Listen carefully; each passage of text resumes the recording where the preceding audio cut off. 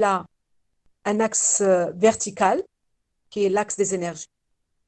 Et puis, vous avez là des axes horizontaux qui expriment les niveaux d'énergie.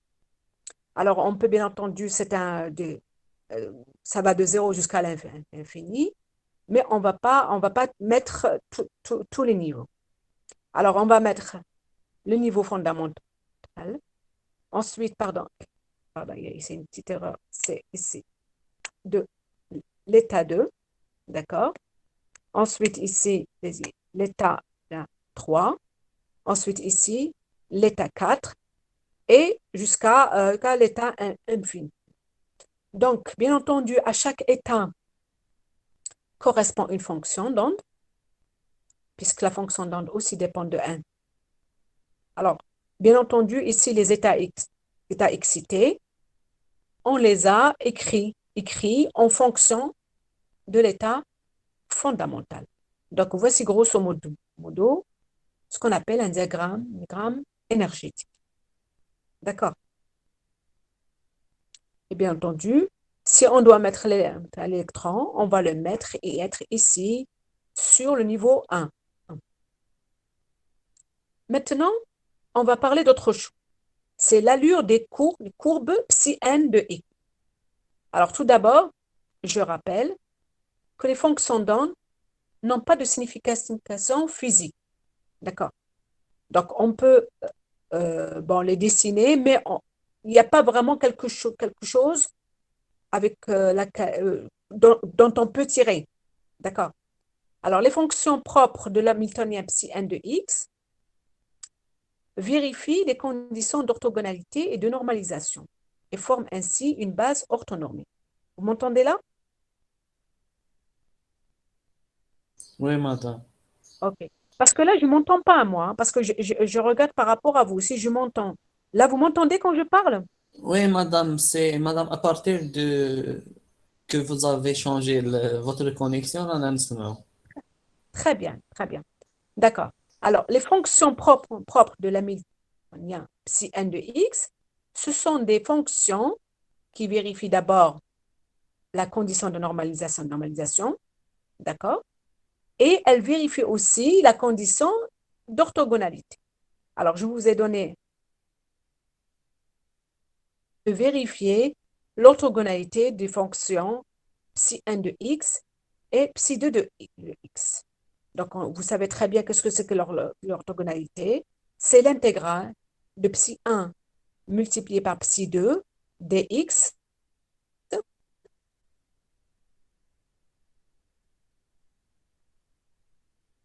qui doit être égal à 0. Alors, la condition de normalisation, elle a déjà été vérifiée. On va étudier ces fonctions d'onde. Alors, étudier les fonctions d'onde, c'est une étude mathématique que vous avez déjà fait en terminale. D'accord? Alors, vous avez une fonction. Vous savez très bien que vous allez établir d'abord la dérivée. Une fois que vous avez la dérivée, vous l'annulez pour trouver les extrémums. D'accord? C'est-à-dire les valeurs qui annulent la dérivée. Ensuite, une fois que vous avez trouvé les extrémums, vous allez faire un tableau de variation. Alors, je reviens à la fonction de psi n de i, qui est égale à la racine carrée de 2 sur L sinus pi sur L multiplié par x. Alors, sa dérivée, c'est racine de 2 sur L, pi sur L, cosinus pi sur L, x. Vous savez très bien, c'est une dérivée normale, facile. Alors maintenant, si vous annulez la dérivée, cela veut dire que pi sur L, x doit être égal à pi sur 2 plus kpi.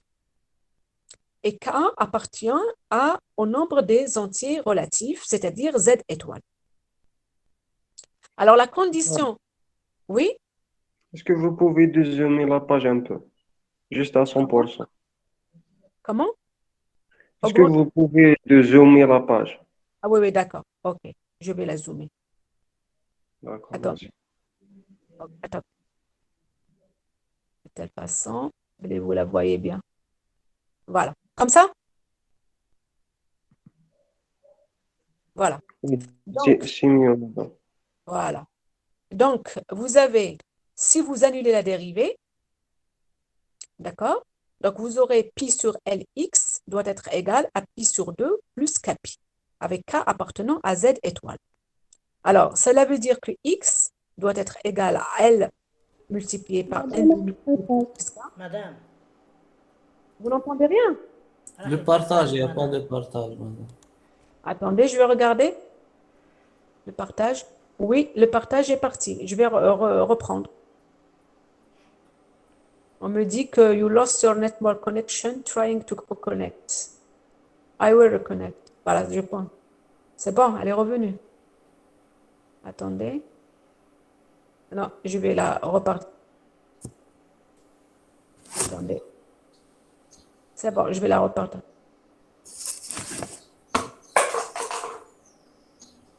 C'est bon maintenant. Not yet. Pas encore. Ouais, de toute façon, ça va venir.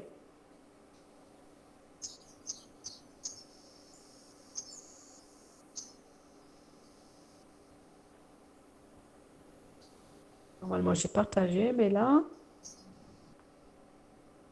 on va attendre un petit peu.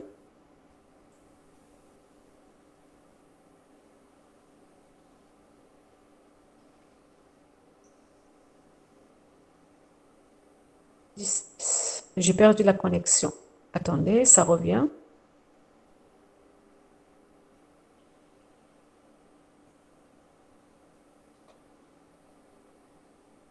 Je suis en train de reconnecter.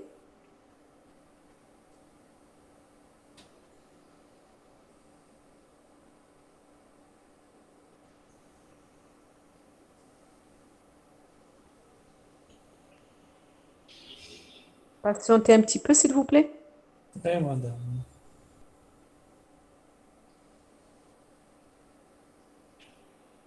Ça va venir. OK.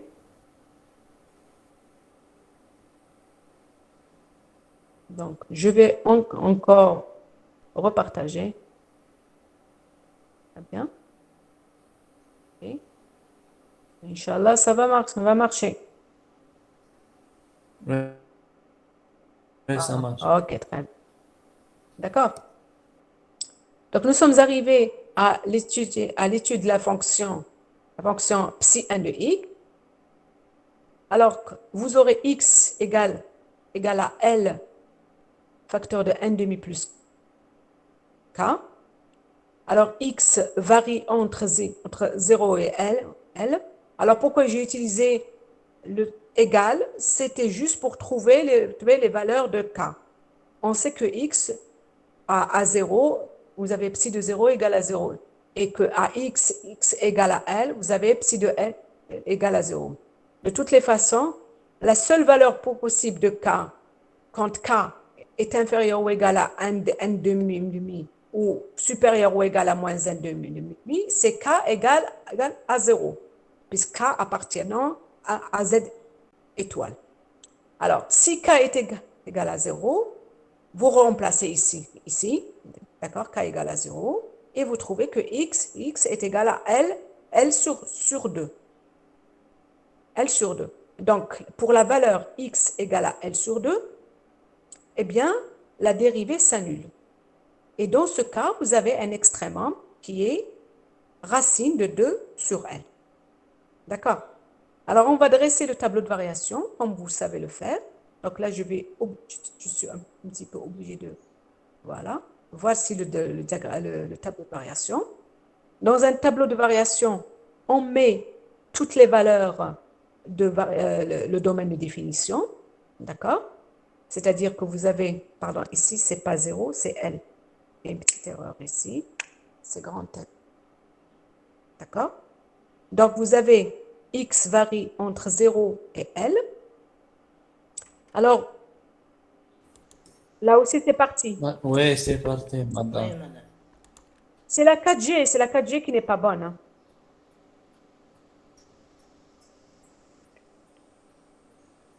C'est la 4G qui n'est pas bonne. On revient au Wi-Fi? Madame, c'est pas utile. Madame, sinon, si vous pourriez partager l'écran avec le, Le portable.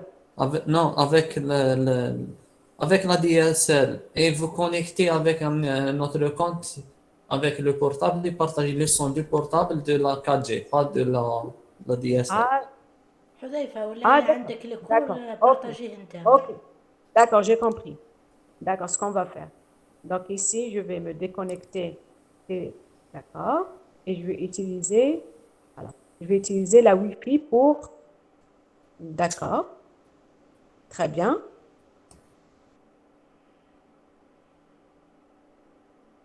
Donc avec avec le PC, je vais me connecter avec, et là,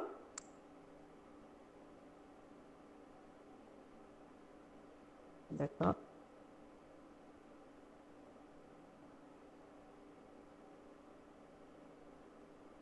On va voir, c'est bon.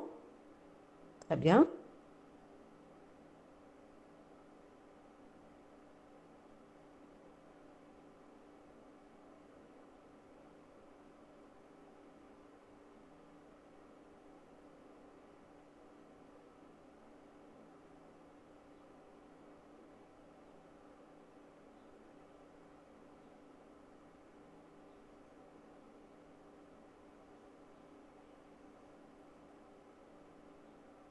D'accord.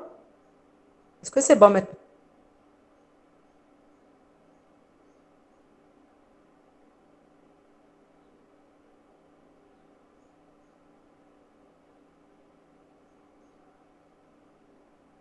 Est-ce que c'est bon? C'est mieux? Pas encore, il n'y a pas de partage, madame. Il y a maintenant. C'est bon Il y a maintenant. le partage. D'accord. Donc, je suis en train de partager le fichier avec le Wi-Fi sur le PC et le son, je l'utilise la 4G avec sur le portable. C'est bon là? Ouais. Oui, madame. C'est bon. C'est bien Donc réglé. ici, vous avez un tableau de variation de la fonction psi1 de x. Vous avez donc le domaine de définition, c'est 0L. Vous avez la dérivée première s'annule pour L sur 2.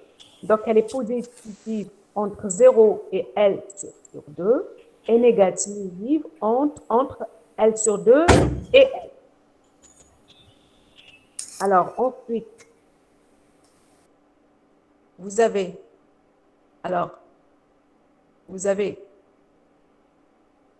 attendez, voilà.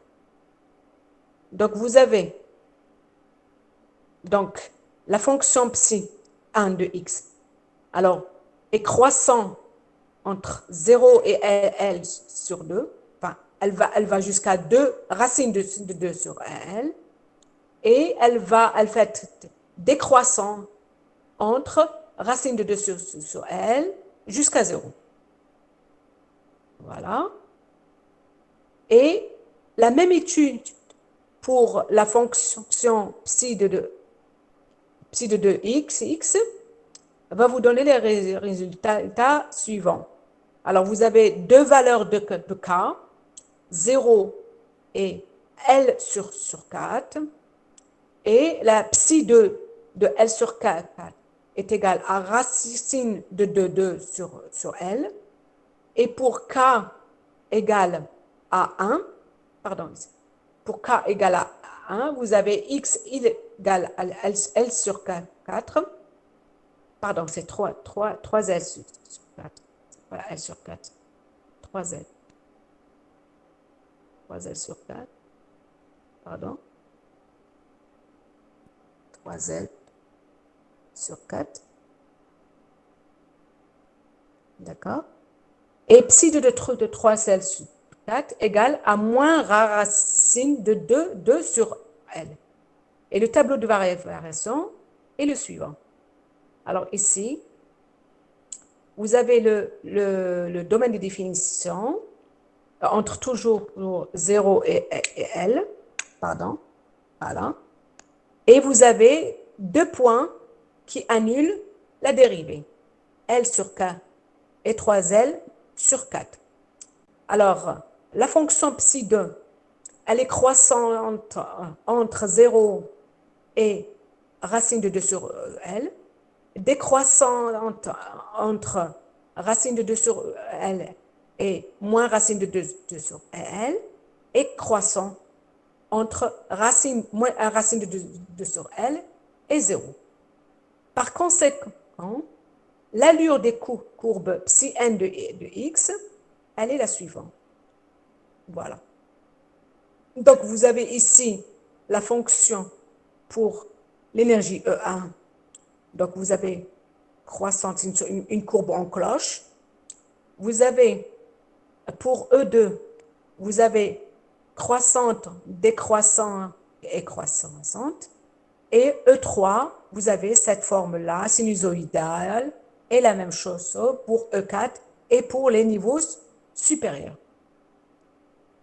Alors, maintenant, ce qui nous intéresse, ce sont la probabilité de présence et la densité de probabilité.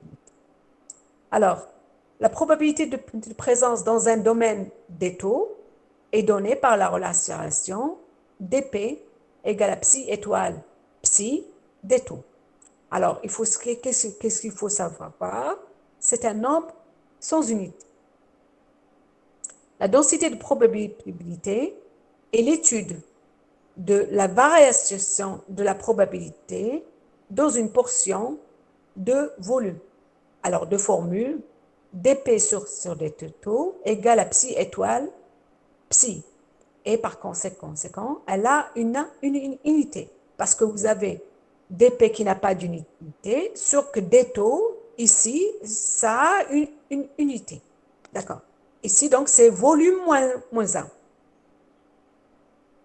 Alors, allure et densité de probabilité, c'est-à-dire les fonctions psi carré de n. Alors, pourquoi ici j'ai écrit psi carré de n? Parce que la fonction psi est réelle. Alors, l'étude mathématique de ces fonctions est identique à l'étude précédente.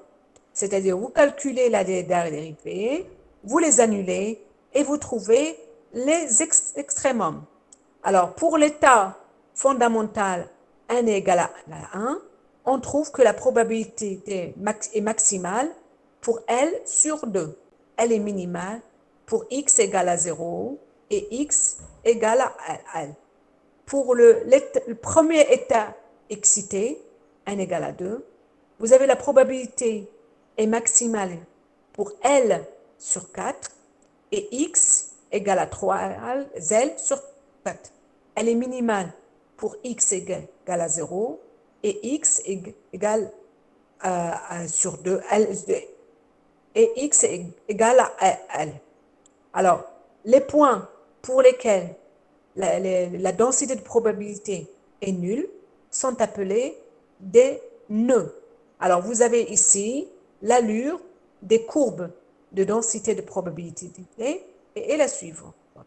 Donc, vous avez, c'est ici pour E1, pour le premier état excité, et vous avez ici pour E2, et vous avez ici pour E3, et vous avez ici pour E4. Donc, vous avez ici des valeurs, des nœuds où la probabilité, la densité de probabilité, elle est nulle. Voilà. Donc, là où vous avez le 0, ce sont ce qu'on appelle des nœuds. Alors, bien entendu, c'est une étude de fonction normale, comme vous avez l'habitude de le faire. C'est-à-dire, vous avez une fonction, vous faites la dérivée, vous annulez la dérivée, vous calculez les valeurs aux limites, c'est-à-dire les points au niveau comment dirais-je, au début de l'intervalle et à la fin de l'intervalle, et vous calculez aussi les valeurs pour lesquelles s'annule la dérivée, ce qu'on appelle les extrémums. Alors, un extrémum peut être un maximum ou un minimum. Alors maintenant, vous avez détermination de l'expression de la probabilité, l'expression de la probabilité, de présence, Pn. Alors, souvent, on peut vous demander de déterminer la valeur de la probabilité dans un intervalle, bien entendu, entre A et B, tel que A et B sont situés dans le segment qui est donné au départ. Alors, si vous calculez la probabilité, vous savez très bien, prenez les bornes, c'est A et B, et vous calculez une simple intégrale, psi n au carré de x, dx, égale à 2 sur L, entre A et B, sinus carré de npi sur L, x, dx. Alors, bien entendu, ça, c'est un calcul intégral d'une fonction trigonométrique. Vous savez très bien qu'il faut linéariser le sinus carré. Alors, pour le linéariser, on utilise la relation qu'il y a entre le sinus carré et le cosinus de quelque chose, entre le sinus carré x et le cosinus 2x. Donc, les formules, je les ai déjà connues. Et normalement, ce sont des formules que vous connaissez.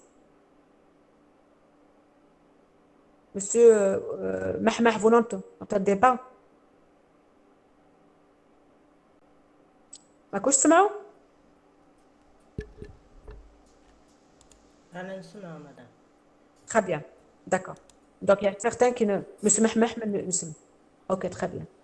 Donc, maintenant, je vous demande comme exercice, alors, vous allez prendre l'état fondamental, c'est-à-dire on va calculer P1, d'accord? Vous allez compléter le tableau suivant. Donc, vous avez l'expression que vous allez redémontrer si vous avez besoin de la redémontrer, d'accord? Et je vous donne des valeurs, donc de A et de B, d'accord? Par exemple, A égale à 0, A égale à L sur 4, L sur 3, L sur 2, d'accord? Et vous avez des valeurs de B qui est L sur 3, 2L sur 3, L sur 2, 2L sur 3 et L. Et vous allez, bien entendu, déterminer la probabilité entre 0 et L sur 3, entre 0 et 2L sur 3, entre L sur 4, L sur 2, L sur 3, 2L sur 3, et ainsi de suite. Et vous allez bien entendu donner cette valeur de la probabilité. Voilà ce que je voulais dire pour le cours d'aujourd'hui sur la boîte de potentiel linéaire. Bien entendu, la prochaine fois, ce sera la boîte de potentiel à 2 dimensions, c'est-à-dire la boîte rectangulaire et la boîte carrée. On va ensuite voir la boîte circulaire, qui est en fait la boîte la plus proche de celle de l'atome d'hydrogène, d'accord? Et on va voir la boîte à 3 dimensions, qui est la boîte parallépipédique, d'accord? Maintenant, la question est, est-ce que cette étude que l'on fait sur une boîte rectiligne, c'est-à-dire à 1 dimension, elle peut nous renseigner sur, bien entendu, des propriétés que l'on voudrait sur des systèmes chimiques réels. Effectivement, on peut appliquer le modèle de la boîte potentielle rectiligne à l'étude des polyènes. Alors, les polyènes sont des composés organiques insaturés caractérisés par une alternance de liaisons doubles et simples, comme l'éthylène, le butadiène et propadiène, etc. D'accord? Alors, ces composés peuvent être considérés comme des puits de potentiel pour lesquels les électrons pi sont délocalisés. Et on peut appliquer sur ces électrons pi la boîte de potentiel rectiligne et on trouve normalement des résultats assez bons. Vous avez des exercices qui sont sur la série d'exercices en TD. Vous allez voir ça, des TD, d'accord? Et je peux vous rajouter un exercice supplémentaire en cours. Alors maintenant, je vais entendre vos questions par rapport à ce qui vient d'être dit. D'accord? Donc, vos questions, s'il vous plaît.